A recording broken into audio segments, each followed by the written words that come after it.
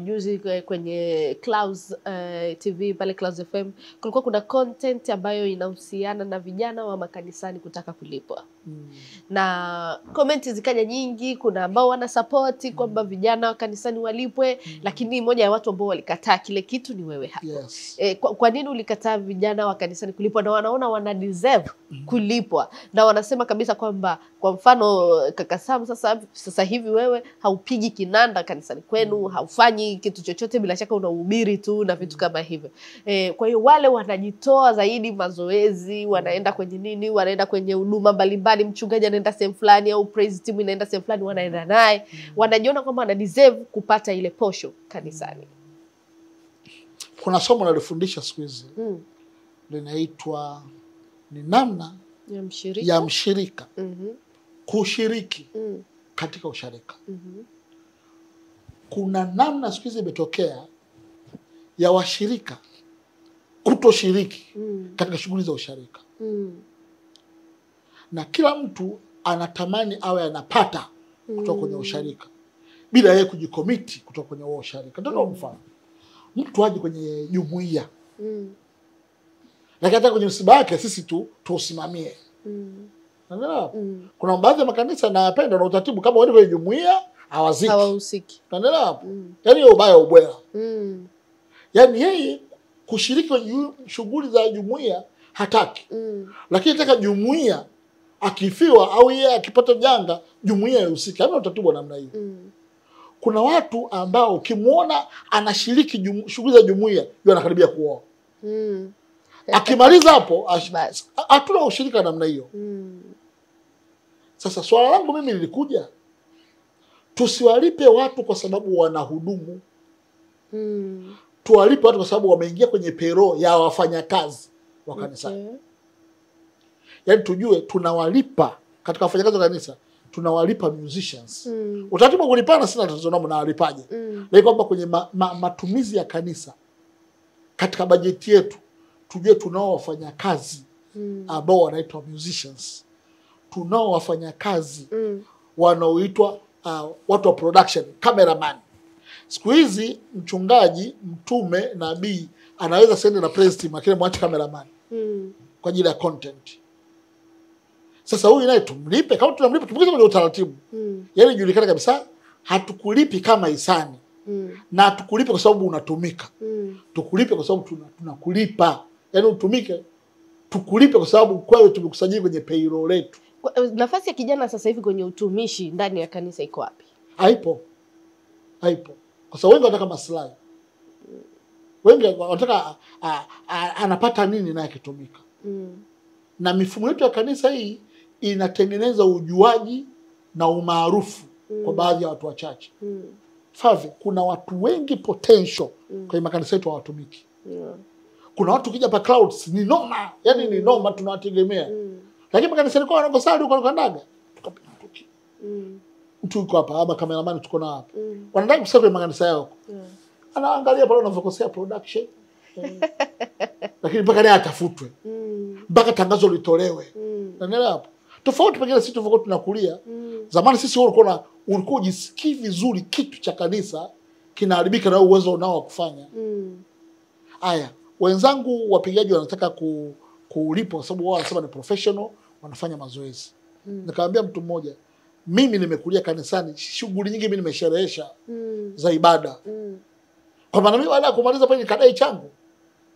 Kuna potential ambazo Mungu amenipa kama mimi kwa ajili ya kulifaa kanisa. Ila nikitaka niingie kwenye utaratibu wa payroll wa malipo, niingie kwenye utaratibu wa ajira. Kanisa leo na utaratibu sawa, yani MC wa kanisa. Ili nisipotimiza wajibu wangu, wawe na wajibu wa kuniajibisha. Unaelewa? Sasa sisi tuna wanamuziki ambao kimsingi Favi najua atanikasirikia, lakini naomba niseme ukweli. Wapo wapiga muziki kanisani ambao wamegeuza huduma ni kichaka cha uvivu. Unaelewa? Okay. Musician anaweza kuwa banker. Musician anaweza kufanya kazi Clouds. Musician anaweza kuwa mkulima wa nafaka na mboga anaweza. Musician anaweza kuwa mfanyabiashara kama wafanyabiashara wengine. Kama ambavyo wako wachungaji wana maduka yao, kama hapo wachungaji ambao wana mashamba yao, na kama hapo wachungaji ambao wana shughuli zao zingine. Hii mambo ya kusema mchungaji kwa sababu yuko kanisani, siku hizi hii inapita na wakati. Na niliandika there is a digital church is coming. Soon and very soon atakuwa tunahitaji na muziki. Sasa hivi kuna nyimbo kwenye status au kwenye post za watu ni nyimbo za artificial intelligence. Unaweka maneno, unaandika maneno unayotaka, unaipa artificial intelligence, inaimba, unaukata ule wimbo, unaweka, unataka kwenye status. Hauna mpiga kinanda, hauna mpiga yoyote. Na watu wataanza kukwepa kama sasa hivi tunaweza kutoa sadaka kwa njia ya simu. Lipa namba. Kama watu wanaweza kufanya ibada wakiwa majumbani, kasali online, tujiandae. Kuna watu watapiga muziki online bila wana muziki kuhitajika. Mimi na shauku kuona kwamba kupiga muziki kanisani kisiwe kichaka cha uvivu. Ndio hapo utagombana na kanisa likulipi. Lakini ungekuwa na studio yako labda, ungekuwa na kazi yako nyingine unayofanya kuingizia kipato. Muziki unaenda piga mazoezi, jigawe. Piga muda wako. Mimi na mtu anamjua Samuyona. Samuyona ni mwanamuziki pekee kanisani. Ana shughuli zake. Hivyo time ya kanisa kuna nani anakuja kanisani. Kuna mtu ndani ni mfwango, ana chuo chake, anafundisha watoto, anakuja kupiga kanisani. Kwa nini unganganie peke yako wewe tukulipe tu wewe ni mwana kondoo? Unaona vipi kwamba bana mimi hapa naona niingie kwenye utaratibu wa payroll ya kanisa. Kwamba napokuja kuhudumu baada ya ibada na kunja changu. Mimi nimekwenda kwenye huduma kanisani. Nikasema wakati na hudumu na kwa kuna mpiga kinanda. Na muombe mpige kinanda akutokea. Na muombe mpige kinanda akutokea. Baadaye wakaniwekea CD ya worship. Afu kule nyuma kwenye misa akaongeza kidogo fedha, nika naisikia. Akasema no problem, wacha niende nayo. Nikapiga pale Samuel nikabaliza. Baadaye afika mpige kinanda akutoa saa. Piga kinanda anatudai hela, kwa hiyo amezila. Nikamwambia mimi mngeniambia na hela na elfu 30. Ningesema bwana mzabuni, njoo uchukue 30 basi unipigie kinanda hapa. Sasa unafika mtu eti anazila, badala kwamba ukizila 30 bado unadai, ukija kupiga kinanda 30 bado unadai. Basi bora utengeneze CV na mimi ujue mimi kesho nitakupeleka wapi. Kwa kuna nani na sisi tumetengeneza watu ambao wanadhani ni wajibu wao kulipa. Lakini bila wao pia kuwajibika kwenye kanisa. Mimi nasema wanamuziki walipwe kwa utaratibu wa payroll. Yaani kwa maana ya malipo ya kanisa. Wasilipwe kwa sababu ni wahudumu. Wahudumu wako peke yao. Kuna kanisa nilitoka kwenye mfano kwenye ile comment niandika. Kuna kanisa wana maombi. Unanyoli andamana. Walipiga hesabu kabisa. Muda wa mazoezi wana muziki waliorodhesha. Siku za mazoezi. Kanisani muda wa hudumu wakaandika. Muda wa muziki wakaandika. Wana maombi walionekana wanatumika sana. Ibada inaendelea, kikundi cha maombi bado kwenye maombi. Kwa ajili ya kuita upako kwenda kwenye ibada. Wakitokea tu umeanguka usiji mapepo nini wanapewa wana maombi. Wakati ibada imeisha wao wanapambana nao. Wakishatoka pale wana kazi ya kumfuatilia yule Mkristo. Wasasi tukaya kuko na muziki. Sasa unajikuta mwingine kwenye mgogoro, watu wameanza kupenda fedha kuliko kumtumikia Mungu. Lakini wapo watu ambao mimi nawajua walio kutumika, Mungu akawafungulia milango wakapata vitu vingine. Mtu akisharibika moyoni anatafuta tu namna ya kichaka cha kufanyia kazi. Mimi kama mtu amekubaliana kulipwa na kanisa linalo uwezo, usababishe mzigo kwa kanisa lile uwezo. Kama hilo wanakudai 30 uache upige kinanda, ni kanisa umebisha mzigo ambao uwezo. Kama kanisa lina uwezo na mmekubaliana, wewe usijisabie mtu unayehudumu. Jisabie ni mfanyakazi unayefanya kazi katika hilo kanisa. Kama administrator ambaye hajaprinti vipeperushi na tukamwadhibu kama mtumishi, na tutakuadhibu kama mfanyakazi ambao umeshindwa kutimiza wajibu wako kazini. Hatuoni kama tunapoteza ile kanisa ambalo lina watu ambao wanafika na kufanya huduma. Kwa mfano enzi hizo zamani watu walikuwa wanafanya huduma sio kwa ajili ya kulipwa. Na hilo ndo kanisa litakiwa hivyo. Kanisa itakiwa tutegemeane huduma. Hawezi kufanya kila kitu kwa mtu mwingine anaweza kufanya kitu kingine. Kuna potential Mungu anakupa, we practice. It's for your own benefit, it's for your own future, it's for your own destiny. Hizo blessing iko pale. Ilitakiwa kila mmoja wetu sisi anapoingia kanisani aone ni sehemu ya kwenda kuhudumu. Mimi najua watu ambao wana vyeo vikubwa sana lakini ushers. Kuna kanisa moja liko hapa mjini tu, kanisa nadhani la Anglican. Kuna mtu alikuwa ni mkubwa kabisa. Nakumbuka alikuwepo yule hayati Jaji Ramadhani, kanisa la Anglican St. Alban, alikuwa anapiga kinanda. Sasa mzee Ramadhani akimaliza kupiga kinanda akadai hela kwa sababu ita ametumika kanisani. Lakini alikuwa anafanya kwa ajili ya passion, anafanya kwa ajili ya huduma. Sasa kila mtu kwa namna yake afanye kile kitu ambacho yeye moyo wake unawiwa kukifanya. Ikitokea tunakuchukua kama mfanyakazi, tutakuchukua kwa sababu wapo Asha na ugawa zile tracks. Lakini kuna watu ambao wanaziprint zile tracks, wanahakisha zipo. Wale wanafanya kazi ofisini, tunawalipa. Lakini huyo Asha anapokea mgeni mlangoni, Asha anasema leo nimetabasamu sana leo. Nataka 10,000 yangu. Tutakuwa tuna watu wanafanya kuja kufanya huduma. Church is a place where people they can come and experience God and serve God. Sasa na kama wapigaji wanataka kulipwa kutokana na muda wote wa mazoezi wanaokuja na huduma wanayofanya, ni sawa pia na waimbaji. Kwa hiyo na waimbaji pia tuwe tunawalipa. Yes. Wale praise team. Kwa tunakoenda, tena praise team wao wanatumika muda mchache na wapigaji. Watu wa production watengeneze promo ya ibada. Wahakikishe matangazo ya production yamekaa kwenye si wapi. Wahakikishe wakati inaendelea pale wako. Praise team imeshuka, mtoa matangazo watu wanampiga live. Si mtu wa nini wako pale. Mhubiri kamaliza kuhubiri, wanataka kukata clip ya kwenda social media. Wasimamie account. Unadhani tutalipa watu wangapi sasa? Kwa kanisa likitengeneza watu ambao wana moyo wa kupenda, wafanye ile jambo, wafanye. Unafikiri hii inaletwa labda kuna makanisa machache ambayo ndio yameweka huu mfumo na ndio maana wengine kwenye makanisa yao pia wanataka kulipwa? Kwa sababu kuna makanisa ambayo especially hizi ministry ambazo zinaanza sasa hivi, anakuta hana watu wengi, hana vitu vingi, hajatengeneza watu. Kwa hiyo kwa sababu hajatengeneza watu, ataangalia kwa Huruma Nkoni yupo nani, kwa Pastor Sui nani yuko nani, nimchukue huyu, njooni mimi huduma yangu nafanya saa 10 jioni, nitakulipa 15,000, nitakulipa 20,000 nauli, please come. Unafikiri hii ndio inayotengeneza hawa watu? Inawezekana ikawa imechangia, lakini ni mtu mwenyewe. Favi mara kibao mimi nimekwenda kwenye event za gospel kwa MC bila kujua nalipo shilingi ngapi. Bana tuna GT, kama GT tumeandaa event ya wanamuziki Sam bro, tunatamani uje kuwa MC. So chakua siku za utalipa shilingi ngapi? Kwanza kwangu ni heshima kumtumikia Mungu kupitia hilo jukwaa. Ikitokea mnanipa hela mafuta, namshukuru Mungu. Lakini ikitokea sijapata hiyo fedha, hatuwezi kudaiana. Ndio. Lakini mtu anasema bwana tamasha litakuwa lina kiingilio, sisi tutakubaliana kabisa. Mwanangu nakusanya maokoto. Maokoto haya ni kwa ajili ya nini? Bwana maokoto haya kwa sababu hapo tulipo kituo cha watoto yatima si namba hiyo sensible. Hii tu unakaa nayo mfukoni. Tunakubaliana kabisa mwanangu. Unanipa changu, napiga kazi. Na ikitokea tunashinda kulipana, basi bwana mimi siji. Kwa sababu unajua sio huduma, hiyo ni biashara tu ya kawaida ambayo unaifanya. Lakini kwa mtu anakuja ameandaa ibada, hajaweka kiingilio, watu waje kububujika. Wewe unaweza kukaa pale langu sote nalipa saa ngapi? Haiwezekani namna hiyo. Tunapoteza ile maana halisi ya watu kuwa watu wanaoabudu. Na watu wanaowalipa watu bila kuambia kwa nini wanawalipa pia wanachangia sana. Sio wanamuziki. Na wajua mimi watumishi wa Mungu ambao ili kuja kuhudumu kanisani kwako nakubaliana kwanza. Mtie milioni nasimama. Milioni risali moja. Maombezi 500,000. Kwa 1.5 fulani. 1.5 fulani unajua ndani ya dakika 90 kaingiza 1.5. Anaamsha kichizi hapo lakini anacha kwake.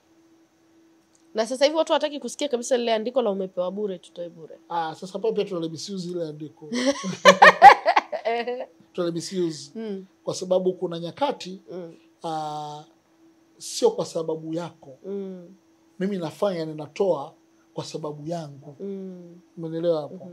Inatokea mahala watoto wa kanisa kubwa tu lina uwezo. Wakwambia bwana Sam njoo uje kutusaidia kuja kutoa neno. Natoa tu mfano. Au uje kutudia kuwa MC. Bila kuuliza fedha. Mimi nahesabu kwamba ni baraka, ni faida kwa kutumikia wale watu. Unaenda unafanya na wanakuaga uende na amani ya Bwana. Bila kusononeka. Bila kinyongo. Nikakubaliana na ile jambo la kuja zangu nyumbani. Unashangaa siku 2-3 mtu anakupigia simu. Sababu nilikuona kwenye ile huduma juzi ulikuwepo pale na ukasema unafanyaga MCA. Tuna kazi hapo ofisini kwetu lakini haina hela sana. Ni kama 2,000,000 hivi kwa MC. Tunazindua lebo yetu fulani hivi. Sio utaweza? Naambia kwa kweli niambie tu ni lini na saa ngapi. Nisingeenda kwenye ile platform na singekutana na yeye. Yes. Kwa kuna namna Mungu anatucompensate. Sasa sisi tu tunadhani unatoa bure na unachukua hapo hapo. Maana ya bure maana yake unaweza kutoa bure, lakini bure kulipo kwangu sio pale moja kwa moja. Kuna namna Mungu anakucompensate kupitia watu. Kuna platform sisi tulikwenda bure. Lakini baada ya pale ndo katengeneza network kubwa ya watu. Yeah. Kuna maeneo tutakiwa tutoe hela, hatukutoa hela. Hiyo yenyewe pia sio bure. Ila pale unaonekana kama umefanya vile kama bure. Lakini Biblia inasema hivi, panda mbegu yako juu ya nchi. Panda asubuhi, panda mchana, panda jioni, panda mara 7. Wala usiuzuilie mkono wako. Kwa sababu hujui mbegu gani itaota. Kama ni hii ama ile. Biblia inasema katika Mhubiri. Sasa wewe unataka zote upande uvune. Zote upande uvune. Kwa sababu kama mnazi unaipanda unaiacha. Baada ya siku nyingi ndio kwambia bwana ulikujaga pale kutuhudumia siku hizo hivi na hivi na hivi na hivi. Nimalize na mfano. Niliwahi kwenda mahala fulani kupata huduma tu za kijamii. Nikakutana na bonge changamoto pale. Kwa sababu kitambulisho chake kinahitaji kitambulisho au niwe na mdhamini ili niweze kupata mzigo na kuwa na utaka. Nilikuwa nimekaa pale akaja kijana mmoja. Kaambia bro shamo, kaambia marahaba, mambo vipo. Nilikuwa naongea na bosi wangu kuhusu wewe kuchukua mzigo lakini hauna kitambulisho. Ni kweli mzigo ni mkubwa ulikuwa umetoka nje. Lakini ni mimi nimeona nikudhamini. Kaambia naona tena kuchukua kitambulisho nyumbani sana bro. Mimi naomba nikudhamini. Kaambia nikudhamini. Bora njuli yapi? Nikiwaga sekondari kwa kuja kutuhubiriana. Form 2 nilikata shauri siku ile tatu kuja kumpokea Yesu. Oh my God. Kwa hiyo nilipokuona nikafurahi sana. Kwa hiyo kwa mimi hapa nafanya kazi hapa ninaamini bado Yesu unaye. Huwezi kuwa kuja kutudanganya. Kwa mimi najiwekea bondi hapa. Chukua mzigo wako. Nikachukua mzigo. Nikaondoka. Kuna watu ambao mimi nimewahubiria wakiwa wanasoma sekondari. Leo ni wakubwa kwenye mataasisi. Nilitoa bure kipindi kile. Leo nalipa project. Ambaye sasa siwezi kulipa hela. Ila kuna project hapa naomba tufanye. Ulipanda kitu, ule matunda ile kazi. Nilipanda bure kipindi kile. Sasa ningeenda kwa dai sadaka watoto wa Loyola. Nipeni sadaka yangu. Leo sijapata. Kuna watu wana muziki wa gospel hapa. Mimi ninapiga simu moja tunawaita. Na shida na wewe, anakuja, unafanya naye kwa sababu kuna time ulipanda kwenye maisha yake. Mimi naambiaga watu Ipiana is my friend. Mwaka 2009 kama sijakosea. Ipiana alinifuata ofisini, nilikuwa nafanya kazi ofisi fulani. Akaja kuniomba hela ya kurekodi wimbo studio. Yuko sijui 200, nusu sijui 300. 30,000 sijui, yani kufika laki. Wimbo mmoja. Nikamwambia kaka hiyo utapambana hiyo, utaipata. 2009 na mimi pia nikutana naye nilikuwa naenda Muhimbili kuhudumu ananipigia kinanda. Nikamsaidia katika nyimbo zake za kwanza kabisa kutoa. Mimi nilikuwa. Alikuwa katika watu walionipa ngazi kwenye maisha. Bro ulinipa ngazi. I came to when you were nobody. Lakini ulinipokea. Kwa hiyo leo mimi ukiniambia bwana kaka nina kazi yangu, siwezi kuuliza wananipa shilingi ngapi. I'll come and serve God. Mimi na wewe ndo unavuna sasa. Hasa nimepanda miaka mingapi? Ukimwona mtu asema bwana uwezi kutoa bure sijui na nini, jua tu kwanza kwenye maandiko na yuko shamba. Kuna wakati unapanda leo bure na uvune leo. Au unafikiri hawa watumishi hawajapanda vya kutosha kwa hawa vijana? Labda amemkuta ameshakuwa amesha nini ndio maana anataka kama ni chake kiwepo pale. Pia namna mfano gani nikwambie hii sana ya watumishi wa Mungu. Unavyojipackage ndivyo wanavyokuchukulia. Unavyojipackage ndivyo wanavyokuchukulia. Wakigundua wewe ni mtu uliye nyoka. Hawezi kuletea issue za hela. Hawezi kuletea issue za hela. Kwanza wale wakija una upper teachings. Unakaa nao. Wanatumika pamoja na wewe. Lakini wewe mtu mwenyewe ukishagundua mtu wa miundombinu, mtu wa mitikasi, ndio maana anaweka hela mbele. Lakini akigundua manangu yeye mwenyewe pia anavuna vya rohoni kupitia wewe. Wewe pia kwake anaona namna gani Mungu anakutumia kwenye maisha yake. Favi kuna watu wengi sana hapa Cloud Soul ishi nao wakikuomba kitu. Yaani wanaambia bro na shida 50,000. hata kama sio unaniomba hela. Unasema wewe unayo cash, mimi na soft money. Na bro na soft money hapa nikupe cash. Kwa mtu ambaye unamfahamu tabia zake, unaambia nipe kwanza hela ndio nakutumia. Unaelewa? Kwa sababu unajua nini? Tabia zake. Lakini kwa mtu ambaye umemwamini, na mimi nitakutumia utanipata hata kesho. Yaani huna shida na yule mtu. Kwa kuna nyakati watumishi walivyojiposition ndio wanawapa jeuri sana hawa watu kudai hela. Lakini mtu akishajua bwana huyu mwanangu huyu yuko hivi. Mimi mwenyewe navuna vya roho kupitia huyu baba. Nimepiga hatua kupitia huyu baba. Amenitoa na mapepo. Sasa atanirudishia. Anakubali tu mnaenda vizuri. Na anakuelewa. Na kuna wakati Mungu anakusemesha na wewe kabisa, bwana hebu atoe hawa madogo. Unaishi nao mbali na mshahara. Tumewahi kuona kuna wanamuziki wamepewa magari. Tumeona na muziki wengine wamepewa nyumba. Mbona wapo? Sasa ukiwa mtu kumind hivi umeacha mzima keyboard na nini? Ulivyo ndivyo wanavyokuchukulia. Biblia inasema Yesu alipokuwa kwenye chombo, wanafunzi wakamchukulia kama vile alivyo. Gharika ilipokuja kabidi wakamwamsha Yesu. Msala ushakuwa mkubwa. Lakini wangemchukulia Yesu kama vile wanavyomwelewa, pengine gharika isingewakuta. Kwa hiyo unavyochukulia, wanavyokuchukulia ndio hivyo wanavyokudai. Nikimalizia na watumishi, tumeongelea hiyo ya watumishi kwenda kwenye kuhubiri na wenyewe wakadai kwamba mimi nikija hapo nikipiga 1 hour milioni 1, nikiombea 500,000. Na wenyewe hii ni sawa? Hao sio watumishi, hao watumishi. Watumishi. Hao ni watumishi. Tuna watumishi afu tuna watumishi. Watumishi ni watu wanakuja kama kufanya hype. Wana church. Kwa sababu anaweza sija kabisa neno la Bwana. Anakuja na hela kutokana na hela uliyomlipa. Kwa sababu mfano akitoa milioni, kama mwanangu mimi sikupe milioni, mimi nakupa milioni 2 sasa. Na yale mapepo msana ni maombezi ni 500,000, nakupa milioni. Ujumbe unabadilika. Unaelewa hapo? Hasa ni watumishi. Na wapo wengi sana sasa hivi. Ambao wako tayari kudilute neno. Ili waseme vitu vyepesi. Wafanye motivation. Mshangilie kwa risala moja, lakini mbegu inayokaa ndio inayozaa. Biblia inasema kwa nyingine ikafa kwa sababu iliota juu ya mawe, juu ya ardhi, kwa nyingine kwenye miiba, kwa vitu vya namna hiyo. Kwa kuna mbegu nyingi, mbegu haina tatizo. Tatizo unapoenda kudondokea ndio na changamoto. Sasa kuna watumishi wengi sana ambao unaweza usielewe. Unasema leo tunaye mtumishi wa Mungu Samsa Sali, kwamba mwanangu mimi bwana hapa kanisani kwangu siwezi kuhubiri kuhusu utoaji. Wapo wachungaji bwana courage. Bwana siwezi kuhubiri kuhusu utoaji. Nataka kuja kulipigia mwanangu kuhusu utoaji. Kwa hiyo bwana unakubaliana kabisa. Nanipa changu, lakini mwisho wa siku katika makusanyo 20% yangu.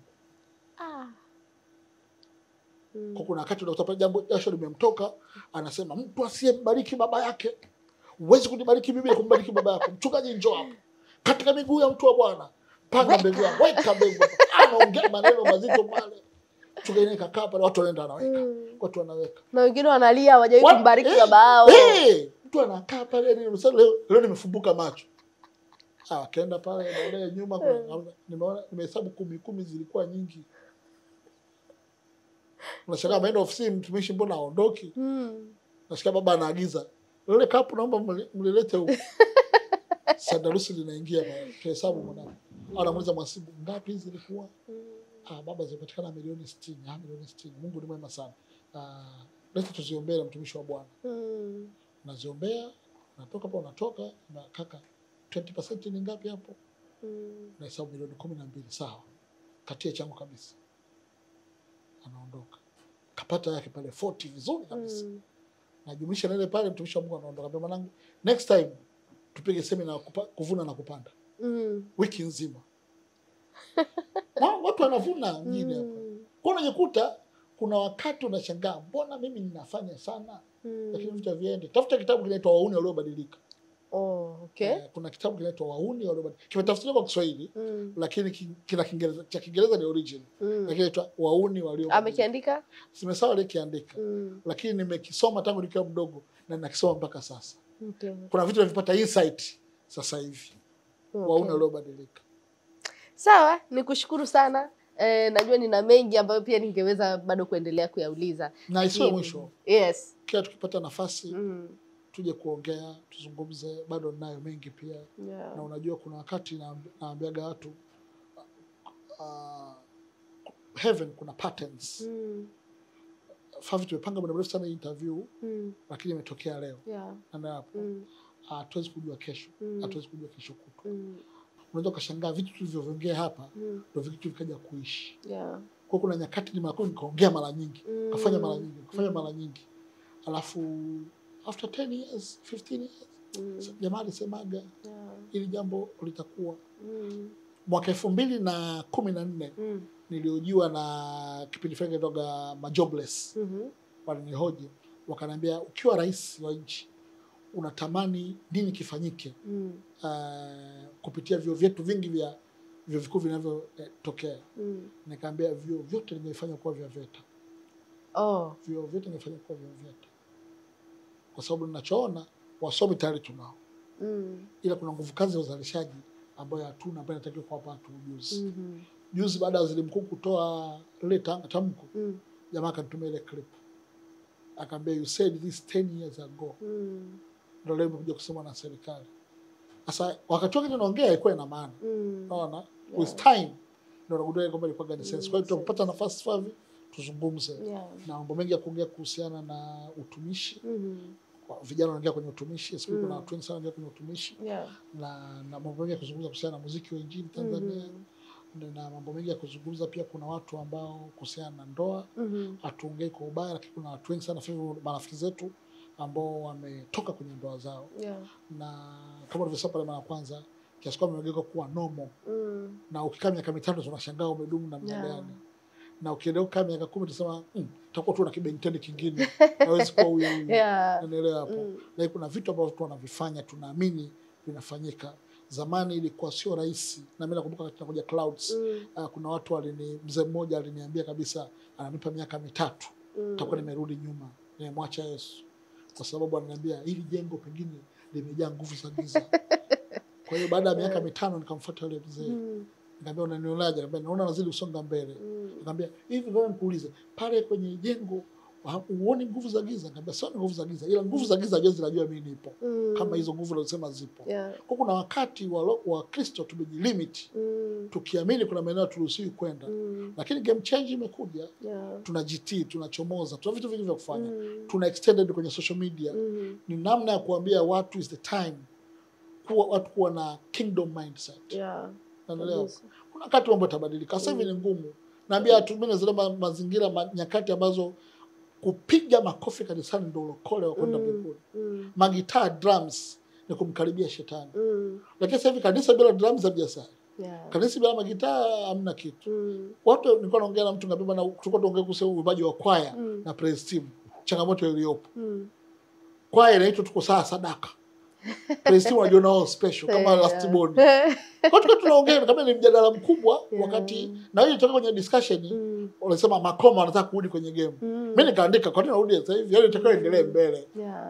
Watu walikuwepo, mimi wamekuja wale Uliankuru mapigano. Nimeenda kwenye event. Watu walikuwa wachache.